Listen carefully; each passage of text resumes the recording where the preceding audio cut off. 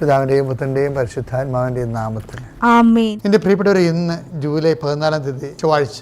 അമ്മേ പരിശുദ്ധ അമ്മേ, അമ്മേ പരിശുദ്ധമേ, ദൈവമാതാവേ, കൃപാസനത്തിലൂടെ ഞങ്ങളുടെ ദേശത്തിനും അമ്മ മധ്യസ്ഥം തേടി തന്ന എല്ലാ അനുഗ്രഹങ്ങൾക്കും കൃപകൾക്കും ഞങ്ങളിപ്പോൾ ഹൃദയം നിറഞ്ഞ നന്ദി പറയുന്നു.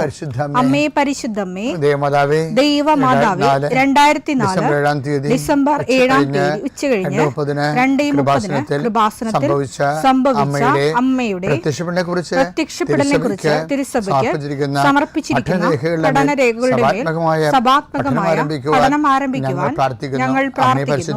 അമ്മേ പരിശുദ്ധമേ, ഭൂസ്വർലോകങ്ങളുടെ രാജ്ഞിയായ അങ്ങേയ്ക്ക് ഭൗമസംരക്ഷണത്തിനായി പ്രപഞ്ചപ്രകൃതിയെ തന്നെ തിരുസഭ പ്രതിഷ്ഠിക്കുവാൻ ഈ പ്രത്യക്ഷീകരണം വഴി ഇടയാക്കണമേ. പരിശുദ്ധമേ, ജപമാല മാതാവേ, സകല കൃപാസനം പ്രാർത്ഥനയോടും ചേർത്ത് ഞങ്ങളിപ്പോൾ പ്രാർത്ഥിക്കുന്ന ഈ കുടുംബത്തിന്റെ പ്രത്യേക നിയോഗം പറ മക്കളെ.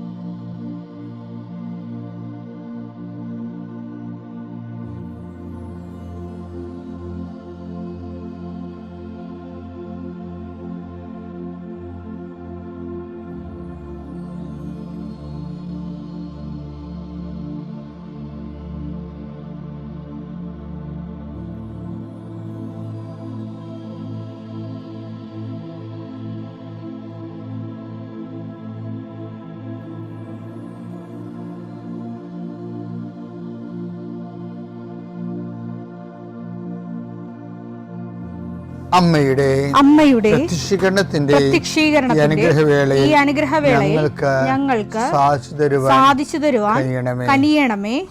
ആമേൻ. വിശ്വാസ പ്രമാണം. സർവശക്തനായ പിതാവും ആകാശത്തിന്റെയും ഭൂമിയുടെയും സൃഷ്ടാവുമായ ദൈവത്തിൽ ഞാൻ വിശ്വസിക്കുന്നു. അവിടുത്തെ ഏകപുത്രനും ഞങ്ങളുടെ കർത്താവുമായ ഈശോമിശിഹായിലും ഞാൻ വിശ്വസിക്കുന്നു.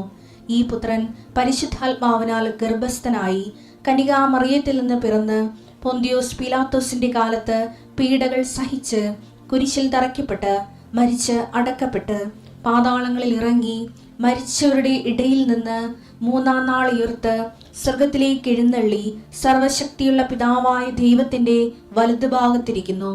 അവിടെ നിന്ന് ജീവിക്കുന്നവരെയും മരിച്ചവരെയും വിധിക്കുവാൻ വരുമെന്നും ഞാൻ വിശ്വസിക്കുന്നു. പരിശുദ്ധാത്മാവിലും ഞാൻ വിശ്വസിക്കുന്നു. വിശുദ്ധ കത്തോലിക്കാ സഭയിലും പുണ്യവാന്മാരുടെ ഐക്യത്തിലും പാപങ്ങളുടെ മോചനത്തിലും ശരീരത്തിന്റെ ഉയർപ്പിലും നിത്യമായ ജീവിതത്തിലും ഞാൻ വിശ്വസിക്കുന്നു. ആമേൻ. സുഖസ്ഥനായ ഞങ്ങളുടെ പിതാവേ, അങ്ങയുടെ നാമം പൂജിതമാകണമേ. അങ്ങയുടെ രാജ്യം വരണമേ. അങ്ങയുടെ തിരുമനസ് സ്വർഗത്തിലെ പോലെ ഭൂമിയിലും ആകണമേ. അന്നു വേണ്ടുന്ന ആഹാരം ഇന്ന് ഞങ്ങൾക്ക് തരണമേ. ഞങ്ങളോട് തെറ്റ് ചെയ്യുന്നവരോട് ഞങ്ങൾ ക്ഷമിക്കുന്നത് പോലെ ഞങ്ങളുടെ തെറ്റുകൾ ഞങ്ങളോടും ക്ഷമിക്കണമേ. ഞങ്ങളെ പ്രലോഭനത്തിൽ ഉൾപ്പെടുത്തരുതേ, തിന്മയിൽ ഞങ്ങൾ രക്ഷിക്കണമേ. ആമേൻ. നന്മ നിറഞ്ഞ മറിയമേ, സ്വസ്തി. കർത്താവ് അങ്ങയുടെ കൂടെ സ്ത്രീകളിൽ അങ്ങ് അനുഗ്രഹിക്കപ്പെട്ടവളാകുന്നു. അങ്ങയുടെ ഉദരത്തിൻ ഫലമായി ഈശോ അനുഗ്രഹിക്കപ്പെട്ടവനാകുന്നു. പരിശുദ്ധ മറിയമേ, തമ്പുരാന്റെ അമ്മേ, പാപികളായ ഞങ്ങൾക്ക് വേണ്ടി ഇപ്പോഴും ഞങ്ങളുടെ മരണസമയത്തും തമ്പുരാനോട് അപേക്ഷിക്കണമേ. ആമേൻ. കർത്താവേ, നിന്റെ ഉന്നതമായ നാമത്തിന് സ്തോത്രം. കർത്താവേ, നിന്റെ വിശുദ്ധ പൗരോഹിത്യത്തെ മഹത്വപ്പെടുത്തണമേ. കർത്താവെ, സഭയിലുള്ള സാന്നിധ്യം പ്രകടമാക്കണമേ. 40 വർഷം ഞാൻ അർപ്പിച്ച കൃപാന്റെ യുഗതിയാണ്. കൃപാസ്ഥാനത്താറെ ജീവനോടെ പ്രത്യക്ഷപ്പെട്ട മാതാവിന്റെ മാധ്യസ്ഥം ഇന്ന് അങ്ങയുടെ മക്കളെ പ്രാർത്ഥന കൂടുന്ന എല്ലാ മക്കൾക്ക് വേണ്ടി പ്രാർത്ഥിക്കുകയാണ്. കർത്താവെ, മനസ്സ് വേദനിക്കുന്ന എല്ലാ വിഷയങ്ങളും, അവരുടെ മനസ്സ് വേദനിപ്പിക്കുന്ന എല്ലാ വ്യക്തികളും ഇപ്പോഴും ഈശോയുടെ നാമം നിർവീര്യമാകട്ടെ.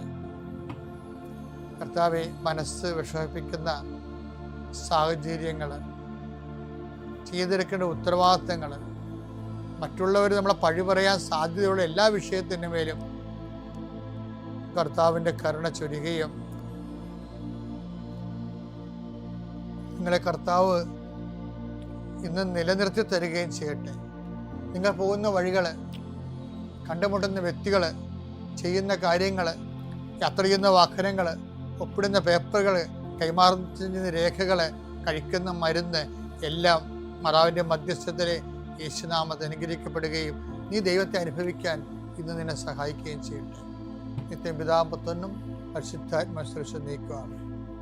എൻ്റെ പ്രിയപ്പെട്ടവരെ, പിന്നെ ഉണ്ടല്ലോ, കർത്താവ് പറഞ്ഞില്ലേ എനിക്കൊരു ജ്ഞാനസ്ഥാനം സ്വീകരിക്കാനുണ്ടെന്ന്.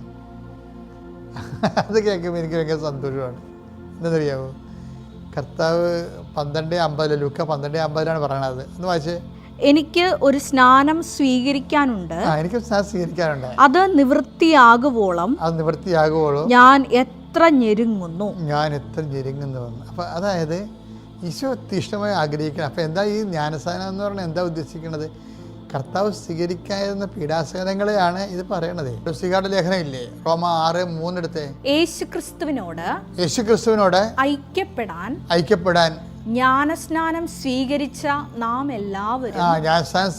എല്ലാവരും അവന്റെ മരണത്തോട് ഐക്യപ്പെടാനാണ് ജ്ഞാനസ്നാനം സ്വീകരിച്ചതെന്ന് നിങ്ങൾക്കറിഞ്ഞുകൂടെ. ഓരോ സഹനവും കർത്താവിൻ്റെ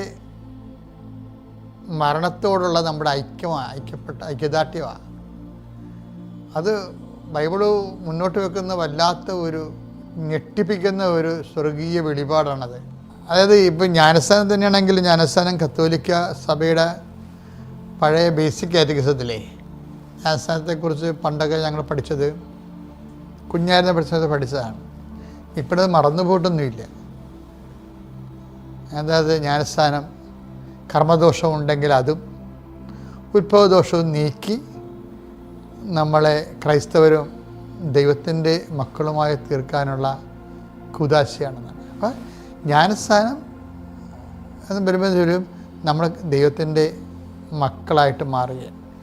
പക്ഷേ പൂർണ്ണ തോതിലുള്ള മക്കളാകണമെങ്കിൽ എന്ത് ചെയ്യണമെന്നറിയാമോ? അത് നമ്മൾ ഇപ്പം തന്നെ പറഞ്ഞാൽ അത് കൂദാശയോടെ കൂദാശയിൽ ജീവിക്കുന്ന ദൈവിക ജീവൻ, ദൈവത്തിൻ്റെ സ്വഭാവം, ദൈവത്തിൻ്റെ ജീവൻ കൂദാശകളിലൂടെ പകർന്ന് കിട്ടുന്ന സഭയുടെ ആത്മീയ സംവിധാനങ്ങളിലൂടെ കടന്നു പോകുന്നവർക്കാണ് ഈ ബാപ്റ്റിസം, കൺഫർമേഷൻ, കമ്മ്യൂണിയനൊക്കെ ഉള്ളത്. പക്ഷേ അല്ലാത്തവർക്ക് എന്താ മാർഗം? ഇപ്പോൾ സഭയുടെ അകത്ത് നിൽക്കാൻ പറ്റണില്ല. പക്ഷേ അവർക്ക് ക്രിസ്തുവിനെ അറിയണം, ക്രിസ്തുവിൽ ജീവിക്കണം, ക്രിസ്തുവിലുള്ള രക്ഷ നേടണം എന്നൊക്കെ അവർ തീവ്രമായി അഭിലഷിച്ചാൽ ബൈബിൾ അവർക്ക് വേറെ ഒരു വിഭവമാണ് വിളമ്പണത്. അതെത്രയാണെന്നറിയാം. പക്ഷെ അതിനകത്ത് ഇതുപോലെ ഈ കമ്മ്യൂണിയനും ഒന്നും വരത്തില്ല. കമ്മ്യൂണിയൻ കൺഫർമേഷൻ, പരിശുദ്ധാത്മാവിലുള്ള അപ്പോസ്തലിക് സ്ഥിരീകരണമാണത് കൺഫർമേഷൻ എന്ന് പറയുന്നത്. പിന്നെ കമ്മ്യൂണിയൻ, കർത്താവിനെ പങ്കുവെച്ച് നമ്മൾ കമ്മ്യൂണിയനായിട്ട് ഈ ദിവ്യകുർബാനയിൽ ഈശോനെ സ്വീകരിക്കണത്. അപ്പം അതൊരു വഴിയാണ്. പക്ഷെ ആ വഴി ചില സമയത്ത് സാഹചര്യം കൊണ്ട് പറ്റാത്തവർക്ക് എന്ത് ചെയ്യും? അവർക്ക് വേറെ ഒരു വഴി ക്രിസ്തുവിനെ അറിഞ്ഞ് ജീവിക്കാൻ വേണ്ടി ബൈബിള് ഒരു വാതിൽ തുറന്നു വെച്ചിട്ടുണ്ട്. അത് പൗലോസിലൂടെയാണ്. പുള്ളിയായിരുന്നു ഇങ്ങനെ വിജാതിയുടെ അപ്പോസ്റ്റൽ എന്നാണ് പുള്ളി അറിയപ്പെടുന്നത്. നമുക്ക് വിജാതി എന്നൊക്കെ വിളിക്കാൻ പറ്റുമോ എന്ന് അറിയത്തില്ല. ബൈബിളിൻ്റെ ഒരു ടേമാണത്, തർജ്ജമ ചെയ്ത ടേം. അപ്പോൾ അതുകൊണ്ട് ഞാനത് പറഞ്ഞതേ ഉള്ളൂ. അപ്പോൾ പുറജാതിക്കാരെന്നാണ് പൊതുവെ ചില ബൈബിൾ എഴുതിയിരിക്കുന്നത്. ക്രിസ്തുവിൻ്റെ വിശ്വാസത്തിന്, പാരമ്പര്യ വിശ്വാസത്തിന് പുറത്തുള്ളവർ, പാരമ്പര്യ വിശ്വാസത്തിന് പുറത്ത് ജനിച്ചു പോയവർ, അവർക്ക് എങ്ങനെയാണ് ക്രിസ്തുവിൽ എന്തുമാത്രം ആൾക്കാരാണത് അറിഞ്ഞിരിക്കുന്നത്? അവർക്ക് കർത്താവിൻ്റെ വചനം വേറൊരു വാതിൽ തുറന്നു വെച്ചിട്ടുണ്ട്.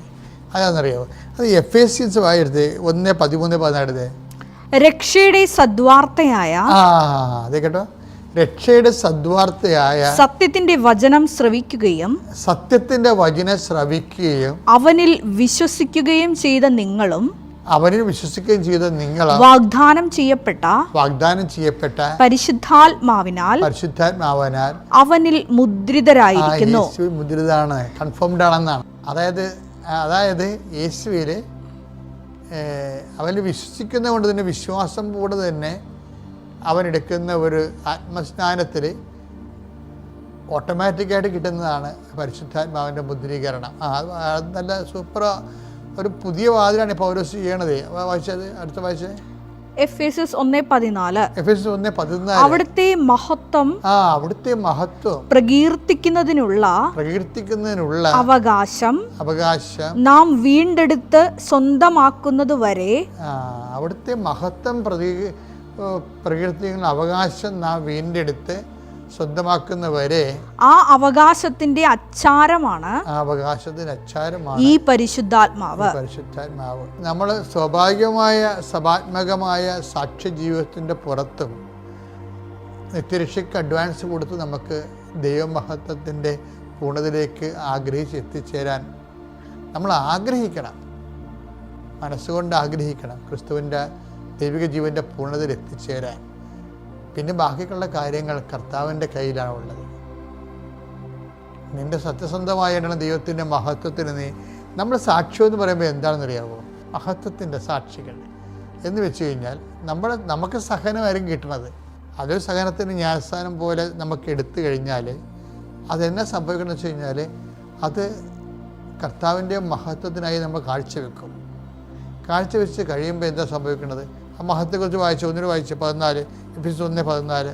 അവിടുത്തെ മഹത്വം പ്രകീർത്തിക്കുന്നതിനുള്ള അവകാശം നാം വീണ്ടെടുത്ത് സ്വന്തമാക്കുന്നത് വരെ ആ അവകാശത്തിന്റെ അച്ചാരമാണ് ഈ പരിശുദ്ധാത്മാവ്. പക്ഷെ പറഞ്ഞതാണ്, ഏതെങ്കിലും തരത്തിലൊരു സഹനം വന്നാൽ ക്രിസ്തുവിൻ്റെ മരണത്തോട് ഐക്യപ്പെടുത്തി നമ്മുടെ സഹനത്തെ മാറ്റണം. അപ്പം നമ്മൾ അങ്ങനെ മാറ്റിയാൽ നമ്മൾ പരാതിപ്പെടത്തില്ല. നമ്മൾ ഉപയോഗിച്ചവർ ക്ഷമിക്കും. നമ്മൾ ക്രിസ്തീയ ക്ഷമയെന്നൊക്കെ പറഞ്ഞാൽ എന്താണെന്നറിയാമോ? അത് ജ്ഞാനസ്ഥാനത്തിന് നമ്മളെ സഹായിക്കുന്നതാണ്. സഹനം തരുന്ന ആൾക്കാരെ, അതിലൂടെയാണ് നമുക്ക് നിത്യരക്ഷ നേടിയെടുക്കാൻ കഴിയണത്. അതിമനോഹരമാണ്. അപ്പോൾ ഒന്നിനും വിഷമിക്കരുത്. ആരെങ്കിലും എന്തെങ്കിലും പറഞ്ഞു വിചാരിച്ചിട്ട് ക്രിസ്തുവിനെ പ്രതി ഏറ്റെടുത്തിട്ട് പരമാവധി, ആദ്യമൊക്കെ കുറച്ച് പാടായിരിക്കും, പതുക്കെ ഞങ്ങളും ഇപ്പോൾ പൗലോസ് പറഞ്ഞില്ലേ, ഞങ്ങൾ പോലും വിജയിച്ചവരായി കാണപ്പെടണമെന്നില്ല, എന്ന് നിങ്ങൾ വിജയിക്കണം എന്നാണ് ഞങ്ങളുടെ ആഗ്രഹം എന്നൊക്കെ പൗലോസ് പറയുന്നില്ലേ. അപ്പം അതൊരു പ്രോസസ്സാണ്. പക്ഷെ നമ്മൾ ആത്മാർത്ഥമായിട്ട് ശ്രമിക്കുകയാണെങ്കിൽ ദൈവം നമ്മുടെ ആത്മാർത്ഥത കണ്ടെത്തിയിട്ട് നമ്മളെ തക്ക സമയം സഹായിക്കും. പിതാവിൻ്റെയും പുത്രൻ്റെയും പരിശുദ്ധാത്മാവിൻ്റെ നാമം.